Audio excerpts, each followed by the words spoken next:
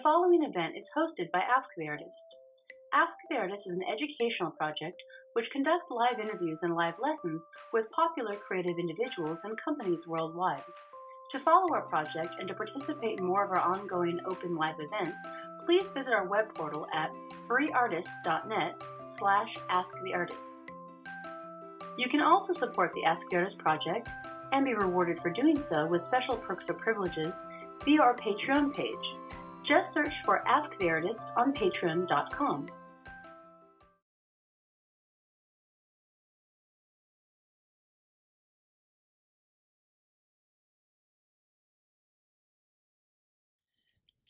And if you're all wondering why this attack takes a long time, it's because it's an enemy. Enemies usually, they take longer because we need to see the attack coming. For players, though, I would not handle a player like this. A player, the animation would be a little bit more snappier because you want to have a sense of control. So, okay, so these are the 3 frames. These are my keys, right? Okay, so in my opinion, the more visual, dramatic, and striking your keys can be, the more impact you're going to get in your animation. So if you see here, and I'll probably just animate a couple things here. His torso is like this, right? But when he anticipates, he goes like this, right? And then it goes all the way back again, right? And then he settles like this. If you see the change of shape in his torso alone, there's so much change. To me, animation, what makes great, one of the things that make great animation is change of shape, right? I mean, how I could have handled this whole thing was I could have just, this is what I see in a lot of animators. They'll copy and paste the torso, right? They'll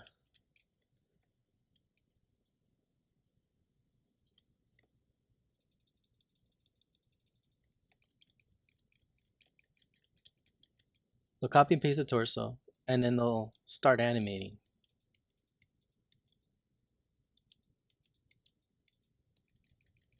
And like, I know it's pixels and all, and I know there's a lot of work, but you're not gonna get a lot out of this. It's very limited. You don't get a lot of change in the torso or anything. I used to, the very first time I animated in pixel, I did it this way, and I remember my supervising animator Chris looked at me and was like, "Whoa." And I don't know, I don't think he knew how to politely tell me, "Can you give me more change?" And then I realized, man, this guy wants me to work. And as Richard Williams says, the long way is the shortcut. And I always remember that, just because it was this unique stuff that Chris liked. And so at the time I was a little bitter because I wanted to get my stuff approved and I wanted to move on, but the guy was asking me to be an artist, and so that was cool. And so, like, he's gonna anticipate. So check it out. His torso's bent this way, right? Like I mentioned. He's gonna go forward. And that's a nice clear shape, right? Then he's gonna go back when he actually strikes. And then he's gonna settle. And then go back to this pose.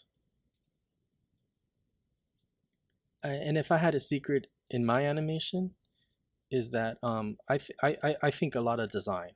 I think it's real important.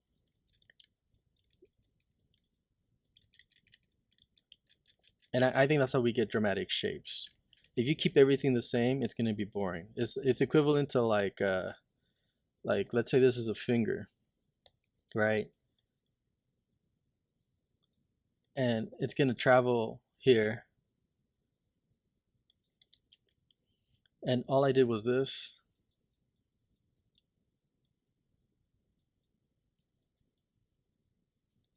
Honestly, I might as well have just copy and pasted it.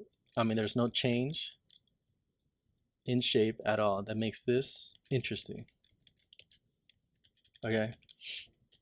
But but why don't we do something different that will make this more interesting? How about we start the animation like this?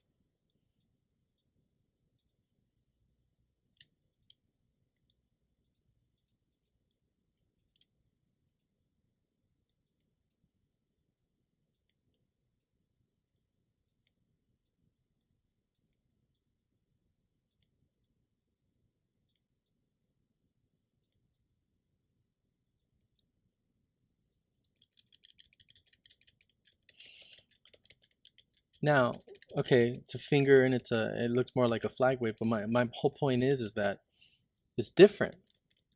There's a lot of change in shape. There's squash and stretch, and this one's very linear. There's nothing.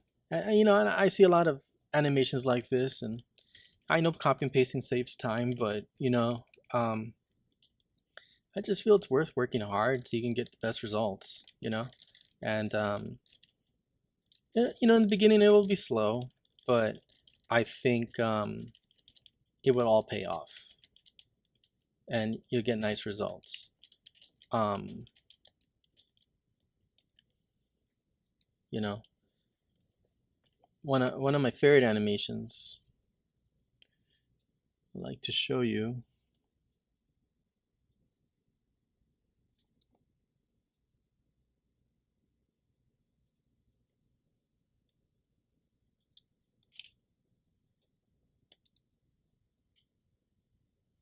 Is this leap.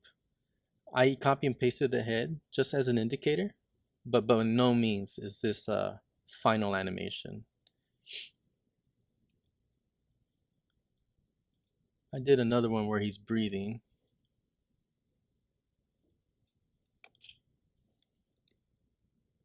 This is what I mean. Like, I use the head as an indicator, but my end result won't look like that. I try my best to make everything look unique. And you can see his tongue, it's bending. You know, his head is going down. His head, it's going a little higher. I think this makes fascinating animation, and it's gonna be hell to clean up. But I get these results kind of quickly, and if it takes me the day or the next, then so be it.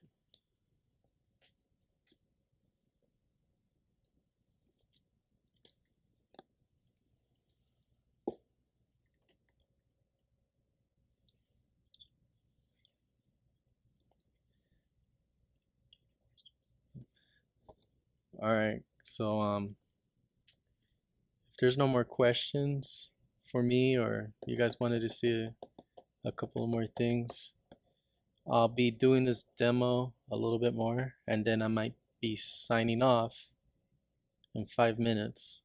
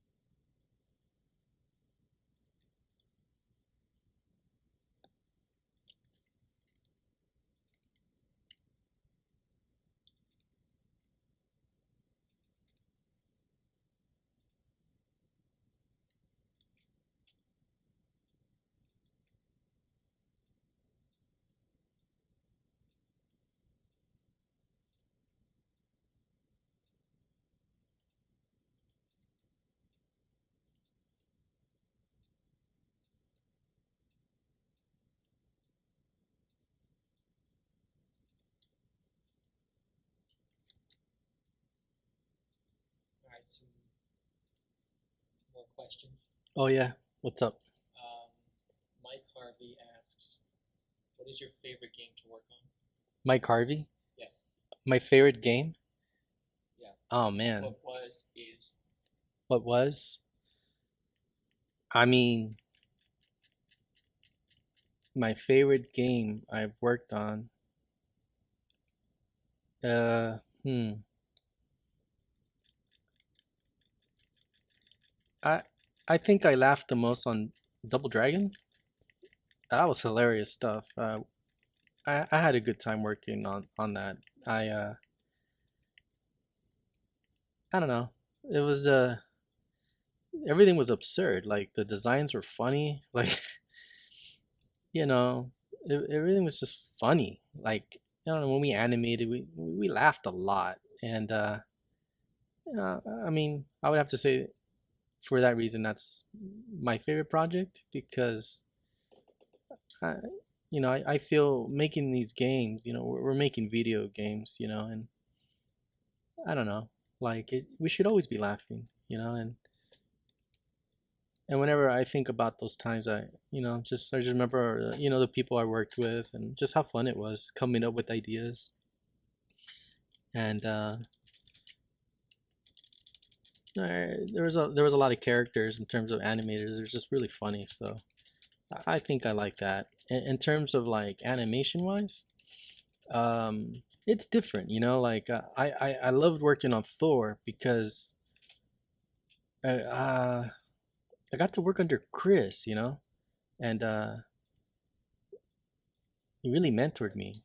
Well, what I mean by mentored me, I guess he just didn't hesitate to like try to help me out, or he was very very giving guy. I really enjoyed that. Um, it was the first time I ever touched pixels, so it was a big fascination, and I don't know, it's just a very exciting time. And in terms for 2D, uh, well, DuckTales was my debut as a supervising animator, and I got the chance to work with animators and collaborate, and I had a hand in the keys and the thumbnailing, and I mean I can give you an example of something like that. uh I guess in small ways, maybe everything was fun and awesome, like Shantae Hero is so different than anything I've ever done. It's just so exciting. I mean, I've done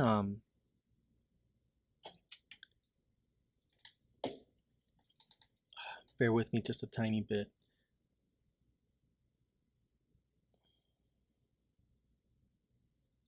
Blue Beetle. Huh. We're using spine and we're animating with shadow lines. I mean, that is freaking exciting. I've never done anything like that, and it's just fascinating. Uh, so I guess I wish I could just isolate and tell you one project, but maybe they were all just a little different, and in their own ways and special. Like Hotel Transylvania, when I worked on it, I didn't have a supervising animator. I was a supervising animator, and it was fun. I got to do whatever I wanted, and the director loved it, and it was fun. So I had a good time. Gosh, it's unfortunate. I had a DuckTales thing here, but I can't find the project. Okay, sorry if I stopped a little bit. Um, yeah. So I mean I don't know. I liked it all. I mean I like to 2D animate. I didn't do a lot of that. I can do some here. I think I can probably recall something I had done. Let's try that. Can you read me another question? Eddie would like you to tell the ghost story. The what? Ghost story. The ghost? Eddie Moreno. Eddie Moreno 5? Yeah. A ghost story? Tell them the ghost story. The go? The ghost. What ghost story, man? What are you talking about? Is that an inside thing? I don't know what he's talking about. What are you talking about, man?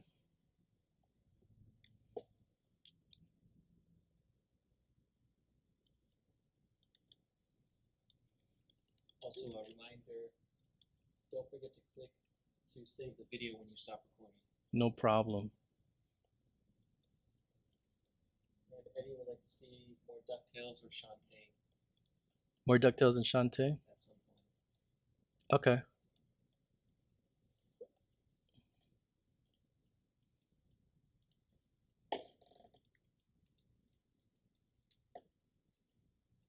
A ghost story.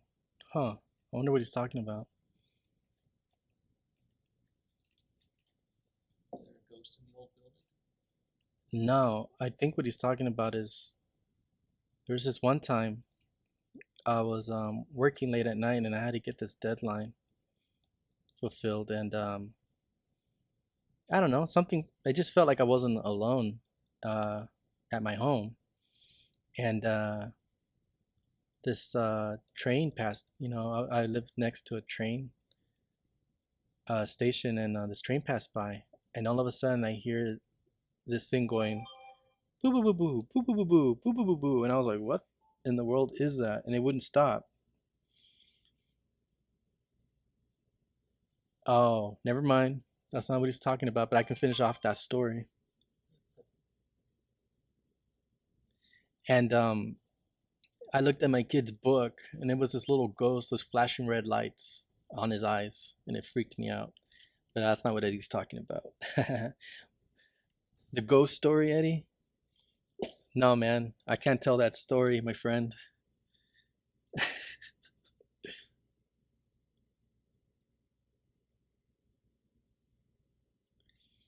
I think Eddie's talking about the ghost enemy on DuckTales. But yeah, I can talk a little bit about something really fascinating. So I guess there was this ghost that looked like this.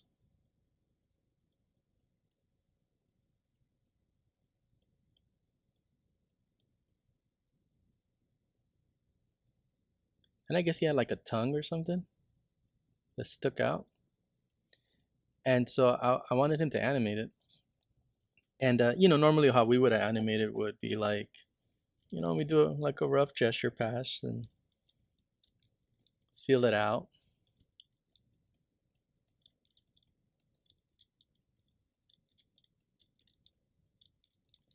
And Eddie gave it a shot, and it looked very it just didn't look like the volumes were staying intact. You can see how color blotching would be helping right now, because that's exactly what I'm trying to do. I'm trying to be mindful of the volumes here. Anyway, and so I told Eddie, you gotta, your performance is pretty good. You just need to, watch out for your volumes. And so he was like, okay. And so what he did was, so what I did was I drew a circle like this around his stuff so he can check for his volumes.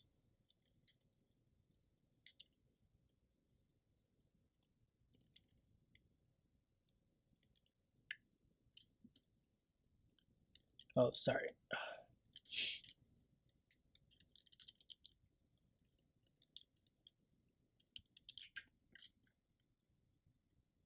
Okay, and I made him do it on another layer.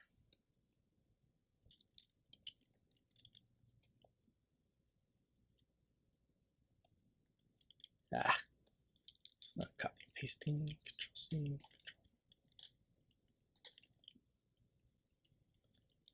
I'll do that again. Sorry. So I made him draw a circle over the head. I made him copy and paste that to keep volume, right? So what he thought I meant was to animate in these circles. And I was like, no, man, that's not what I wanted you to do. But what he ended up doing was,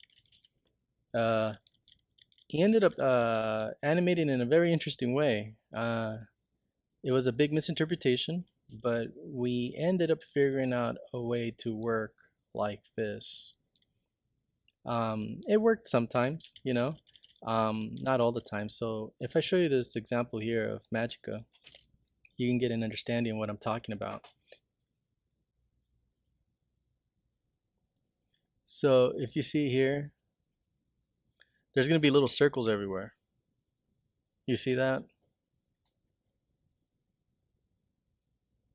So all these little circles, and it was an interesting way of us keeping on model.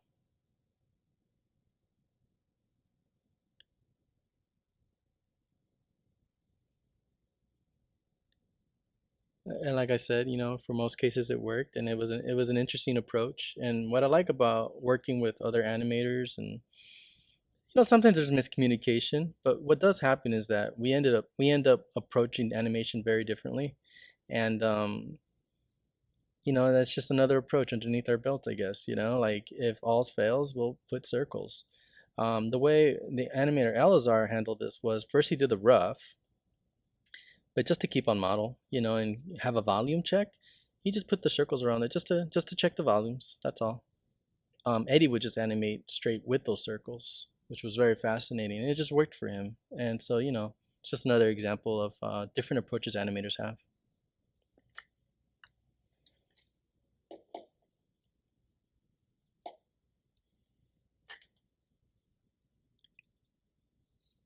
Did you say you like the other ghost story?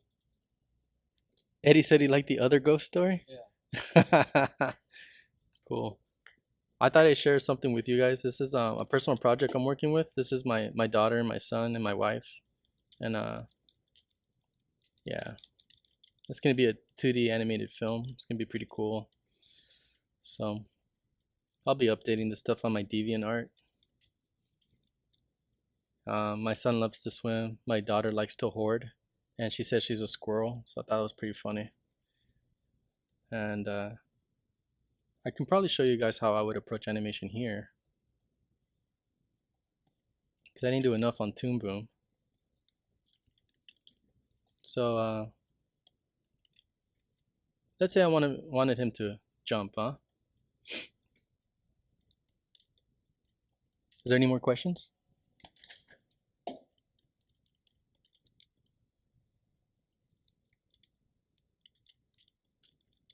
So I'll think of the sound effect I want him to make. So I want it to be kind of like I want him to feel like he's, maybe when he jumps he'll start to flap, maybe like attempting to fly or something, and then fall. So I'll think of the storytelling poses, right? So I need the drawing that says I'm attempting to flat on the apex of the jump, but I'm failing. So it's like so I'm gonna draw those sounds.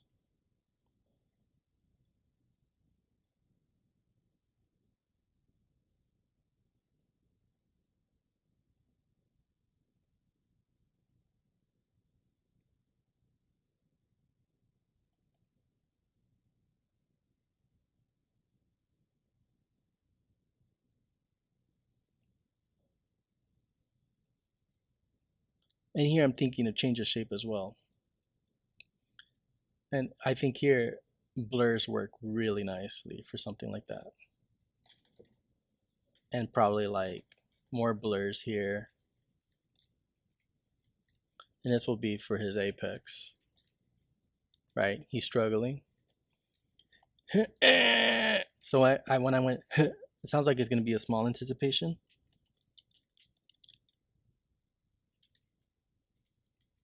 But for something like that, let me see. So maybe it would be cooler if it had like a strong anticipation. And I like to draw things out of context. What I mean by that is I don't like doing my thumbnails like this. Like I'm gonna animate to it. Because the problem with animating like this, in my opinion, is that I'm a little too conscious of the model, and I don't want to break model here. And but that's the idea is, I mean, of dramatic change, like I had mentioned about dramatic change of shape and change. I believe, if you approach it like this, you're gonna be pretty safe in terms of like the shapes are not really gonna change that drastically. But if you animate it here at a context, see how skinny the torso is? You're not afraid, and so let me continue on this drawing.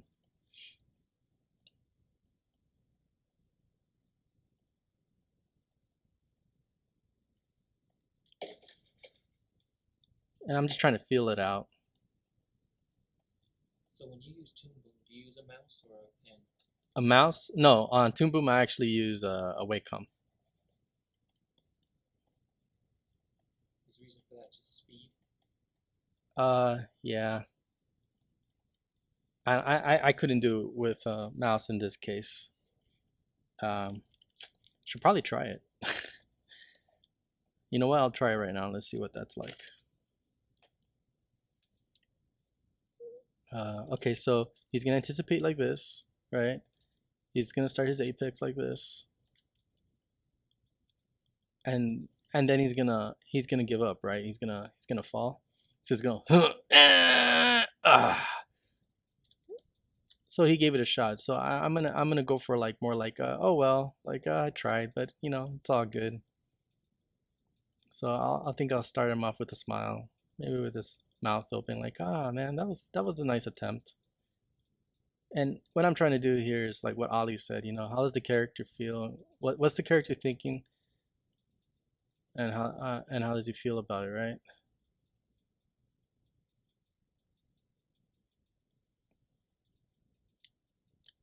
What is the character thinking, and why does he feel that way? The character's thinking, I want to try to like fly even though I'm a duck, but it's ridiculous. And it's kind of funny that the attempt didn't work out, but oh well. And this is pretty much my son. My son is learning to swim, and he can't swim. And every time he gives it a shot, he almost like drowns and stuff. But you know, when he gets out of the water, he's always happy. Like, oh well, I tried to swim, but it didn't work out.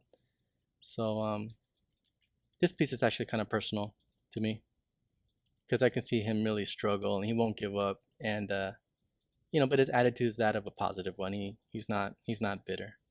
And so when he lands, it should be probably like a I don't know. Let's see what the sound effects will give me. Maybe like a little bounce. Maybe like his butt will, you know, go down. And I'm animating with the mouse. So let's get his butt back there.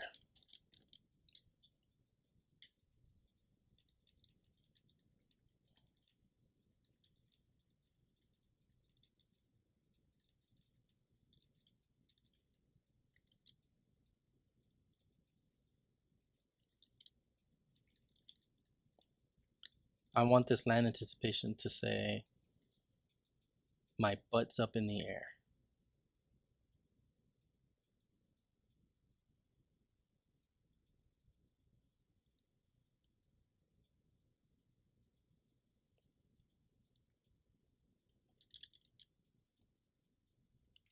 Okay, so now what I'll do is I'll tie these down a little bit more.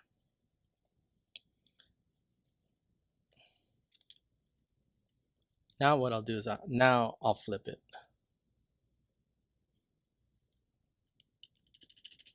Any more questions?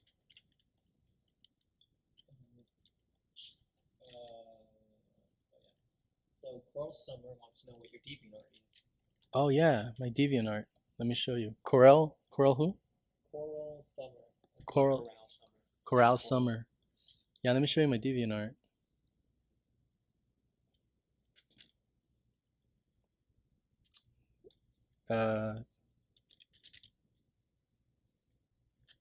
Gosh. Let's go to DeviantArt.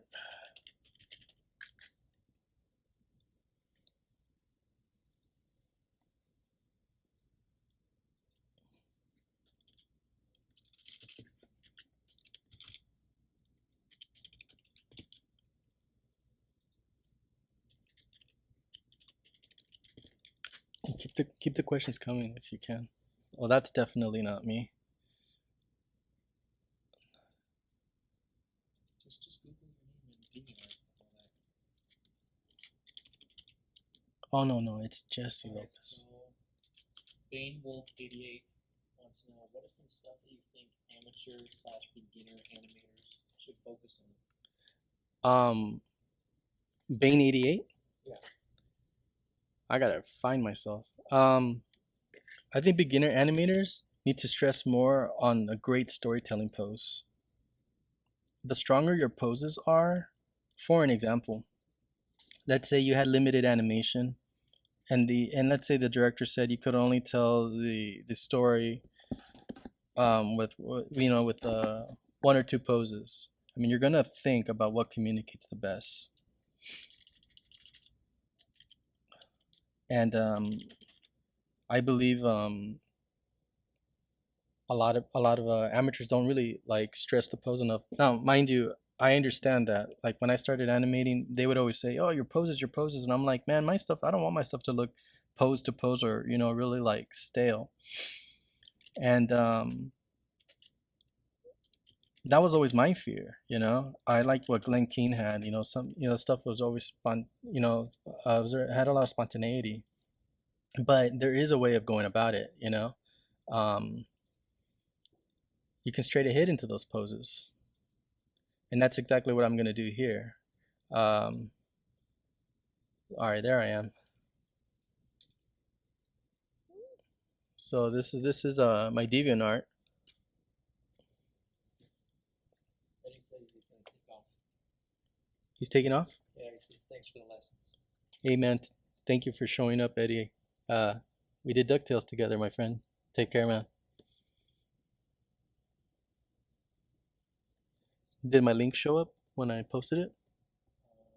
Miss Mullen posted it. It's just lopez.deviantart.com. Yeah, and you guys can take a look. It has concept art, pixel animation, my stuff on DuckTales, Spider-Man.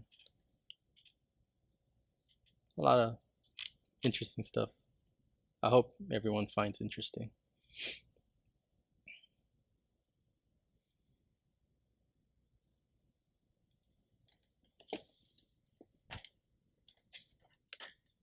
And this is what I mean by poses, right? Like getting some clear poses of how the characters are feeling. And what I'm gonna do here is I'm gonna tie this thing down. And now this time what I'll do is I'll tie it down in context.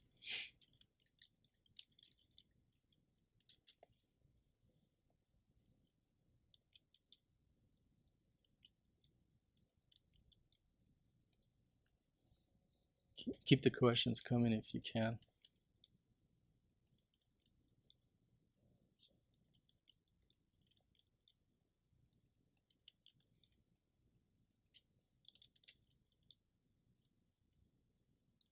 Nothing so far.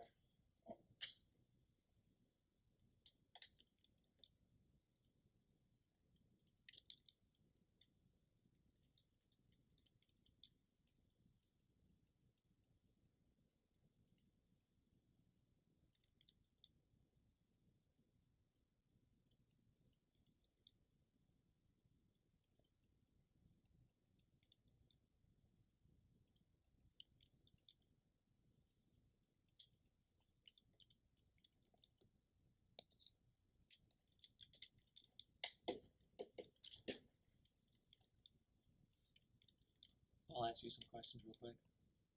Yeah, what's up, man? So, you've come up with your storytelling poses, Yeah. and the idea for you is not to do them pose to pose. You're going to straight ahead these through. Yeah, I'm gonna straight ahead all of these through. What I'm doing right here is I'm just trying to get I'm trying to just because these drawings aren't clear. Like, okay, so like see this one here? In my opinion, they have how I feel about the character. This is how the character feels about himself and his attitudes. The feeling means more to me than anything, but also too how much it has a change in its shape, right? And now that this is the idea, I'm gonna clear it up. And this is what I'm doing right here. I'm trying to clear it up. And once I clear it up, and I work pretty hard on these, I'll make sure that the drawing looks pretty nice or whatnot. And then then I'll straight ahead into it.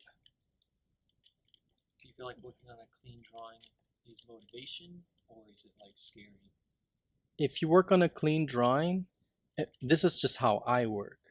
Now a lot of animators, they like working with a nice clean key, and that's fine. That's great. What I hate about it for me is that I don't want to ever want to compromise this drawing.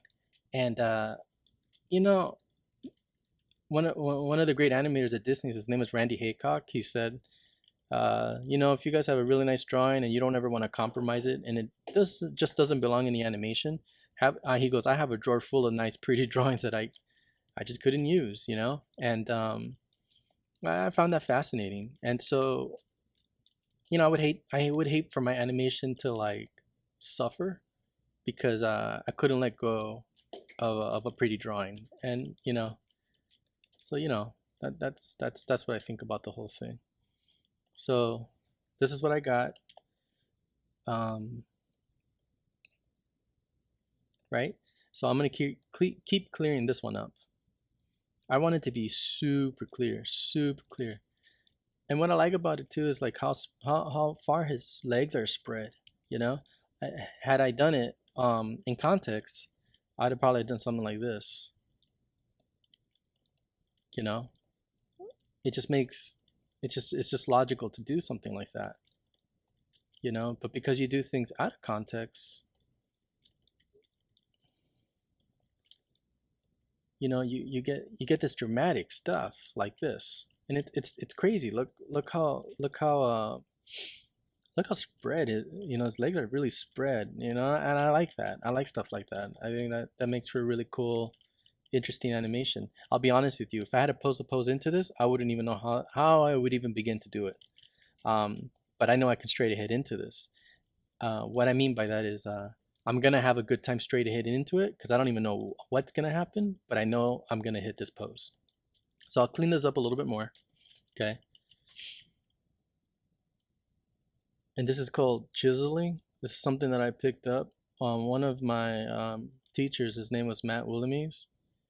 He would draw like this, and I found that very fascinating. And I noticed that all his art and animation looked really clear and crisp, and it had like this nice sense of design. And I was like, I'm gonna try it. Just like earlier, I just got, hey, do you ever work with a mouse? Might as well just try it. Why not?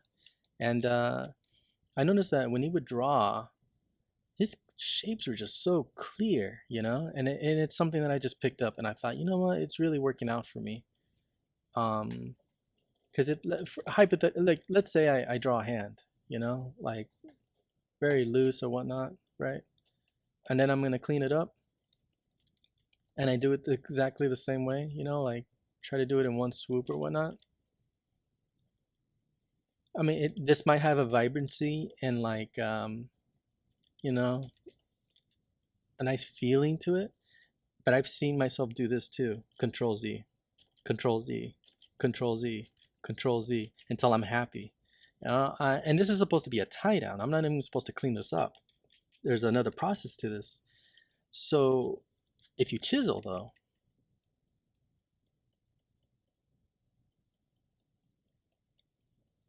you will get nice, clear shapes. And notice that I'm not Control Z a lot, Would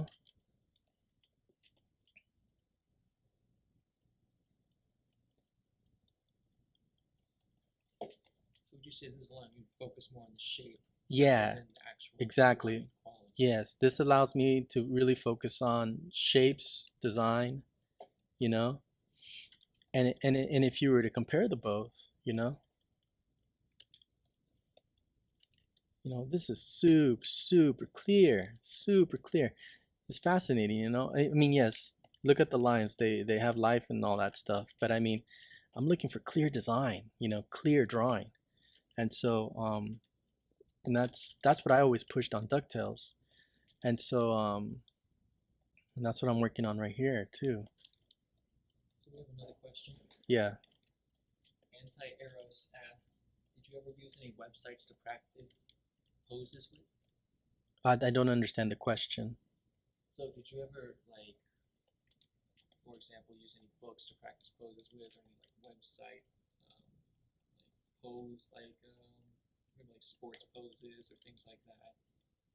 Um, That one website that has like 3D models that get put in poses and stuff like that. no, I I don't actually. What's his name? It's anti-arrows. Anti-arrows. Check it out. I try not to depend on the. I try not to depend on pictures or anything like that. I try my best to draw everything off the top of my head. Now, you might think, man, that's crazy. You're out of your mind. I understand what you're talking about.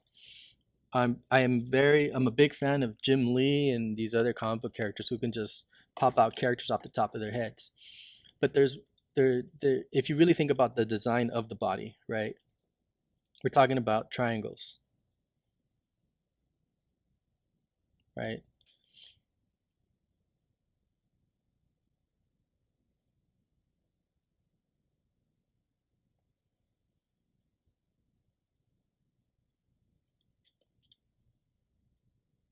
Everything tapers.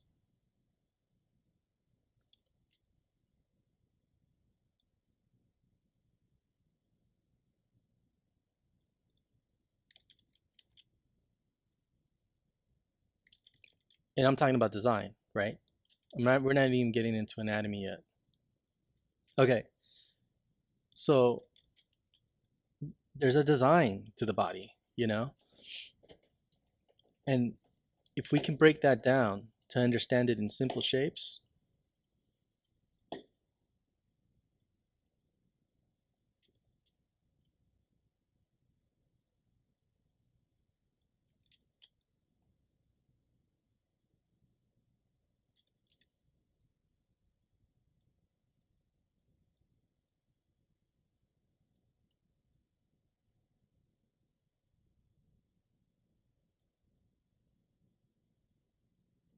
okay,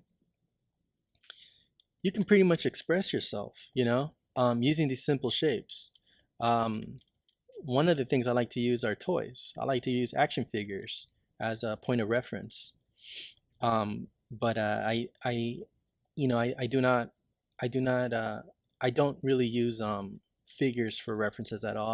I try to pull it all off the top of my head by doing like, you know, uh, gesture drawings. This is how I did Spider-Man. Okay. And then what I would do then is I would look for the shapes, right? And we all have an hourglass shape, right? This says I'm a male, and this says I'm a female, right? He's a male. So he's gonna have a small torso, right? Not a big one. Okay, we're gonna draw a little square there. And I would try my best to just depend on what I understand about the body and its design.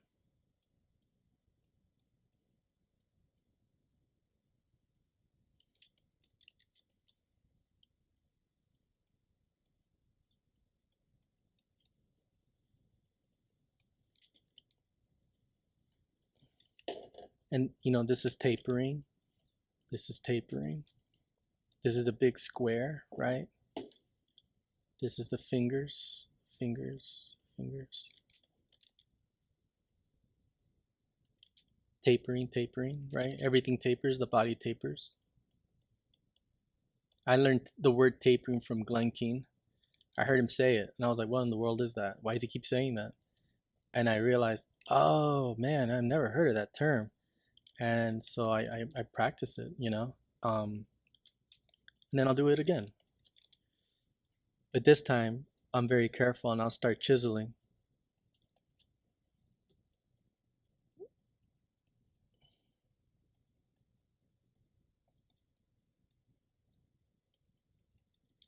And when I use the body, honestly, I don't use it to do like work for like for an example, Spider-Man. I didn't get live action references or anything. I just looked at his model sheet and made these gesture drawings and did the best I could. But I only look at figure references when I want to study. I don't study on the job. I try my best. Kind of like what Bruce Lee says, right? He's like you want to like practice like a million hours. So when the final like when you actually get in a fight, you're not thinking about, like how I'm gonna block or anything like that. You want everything to be like second nature. It's exactly my approach. I try to do as much studying as I possibly can of what I understand with the human body. Hope to God it all like um, sinks in when I execute, when I actually start drawing, and that's what I do. And if I'm stuck sometime, then I'll take a break. Then I'll look at some references, maybe like ballet or something. I don't know, and then I'll just draw from it. But you can never go wrong depending on shapes.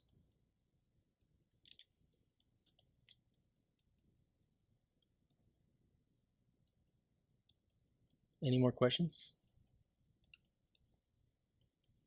Yeah,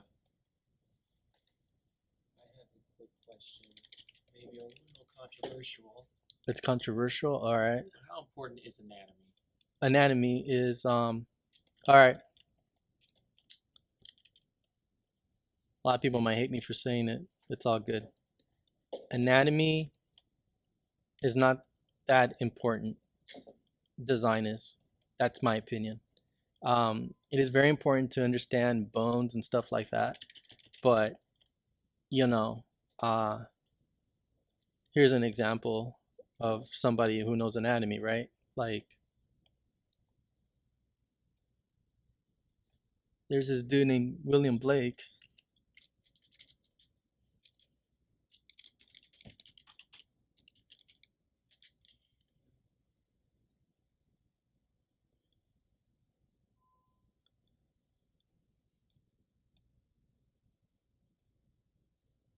Um, and he studied anatomy, and like those arms and some of these muscles are right on, but that doesn't look quite appealing, does it? uh in my opinion, I listened to this lecture with Jim Lee, and I'm a big fan of Jim Lee, and Jim was talking about like how he doesn't know anatomy, and I was in shock. I was like, wait a minute, man, you look like you know tons of anatomy. And he doesn't. In fact, he says he just remembers the shape of them. And I found that very fascinating. I was like, wait a minute, what? The shape of them? And so, and he said, if you don't know the shape of a foot, you can always rely on a triangle. And I was blown away with the concept. And I just find that very fascinating. And I love anatomy. I love anatomy. I've been practicing it for years, but it's definitely it's hurt me the most because I'm not a designer. Um, I would definitely say I've had more success from learning design uh, and valuing that more. And and I believe if you understand design, your anatomy will be amazing. But if your anatomy, all anatomy with no design, I don't know. In my opinion, like the human body has so much design. Like I mentioned here, we taper. We taper. There's an hourglass shape to it. When we have a design. So would you consider that anatomy, or that's that only design? No. This is design. This is anatomy. Anatomy is this stuff.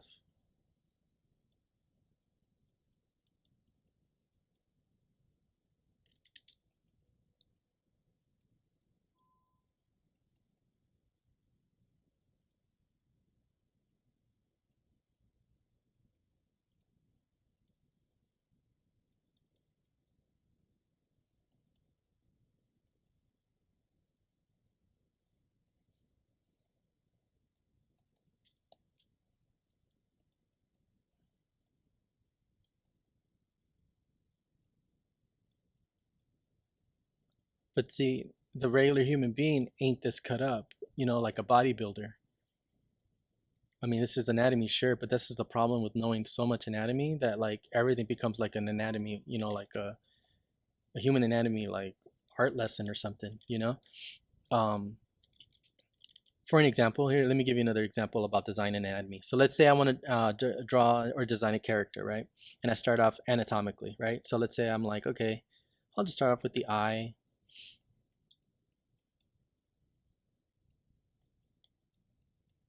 And I'm just thinking anatomy right now, right? I'm thinking of the little bones and whatnots.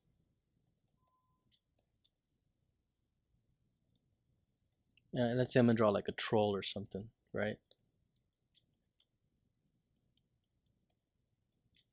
Draw his ears here.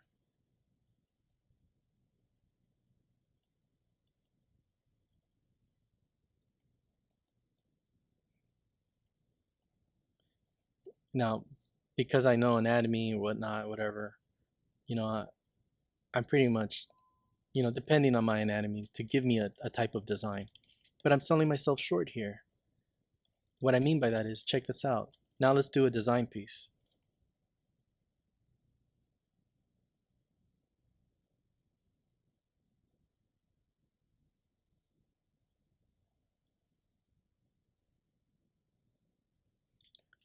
Now I'm gonna fill in the gaps. Oh, hold on. Before I even do that, let me just do another one right here.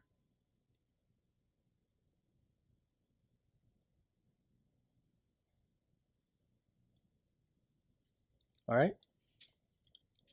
There's two different personalities right here. I mean, this gives you a different. He has his snout is up. He has a long nose. I mean, my design right now is very strong. The silhouette is strong, and this can be his lips or this can be his tooth, right?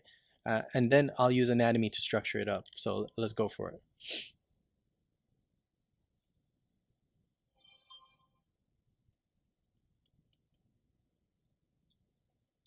So would you say you should just throw all your anatomy books away? No, do not throw your anatomy books away. I would say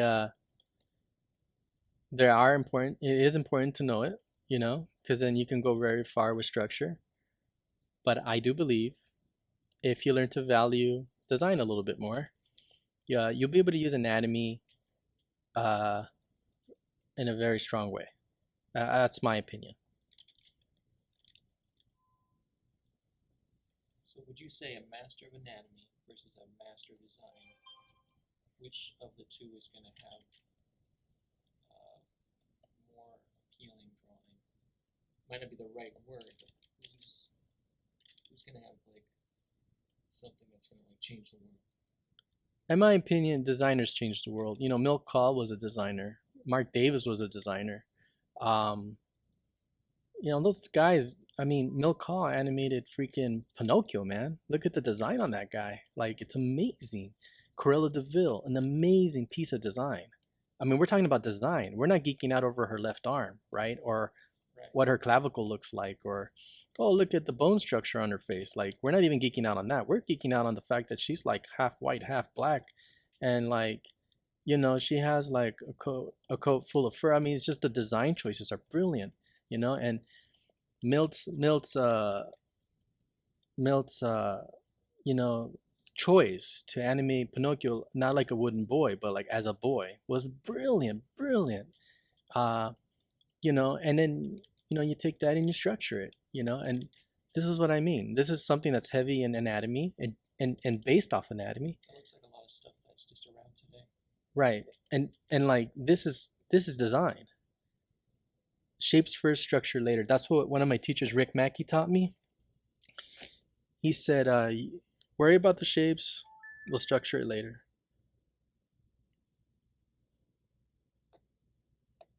So what sort of books do you recommend for